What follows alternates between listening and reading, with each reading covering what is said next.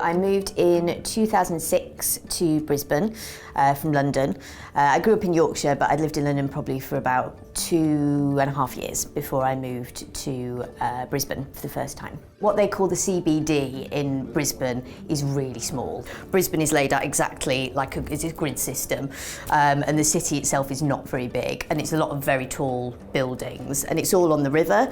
So it's because the lifestyle is very relaxed, you tend to find the offices that you work in are far more laid back than an office in London, and they feel a lot less frazzled and a lot less stressed if they've gone to work driving down a beautiful river with a gorgeous view than being trapped on a tube for 2 hours in the morning. So people tend to be a lot more relaxed. The culture there, it's beaches, it's outdoorsy, it's sport related, really heavily sport related, but it just is a very different environment from London. At the time I was living in a one-bedroomed apartment with my partner, and it had like an ensuite bathroom, an ensuite bathroom and a separate bathroom, and then a big balcony as well, and we were paying the equivalent of, I think, £65 a week.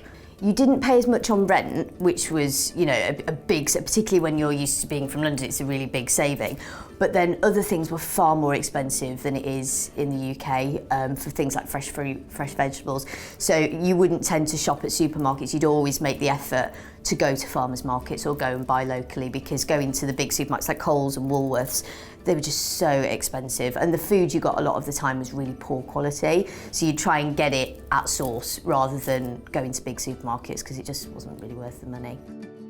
I think you have to sort of think about what it is you want from your life, because I think, if you love sport and you love beaches and you love hot weather, you're never going to want to leave. You're going to want to stay there for your whole life and think it's the most amazing place.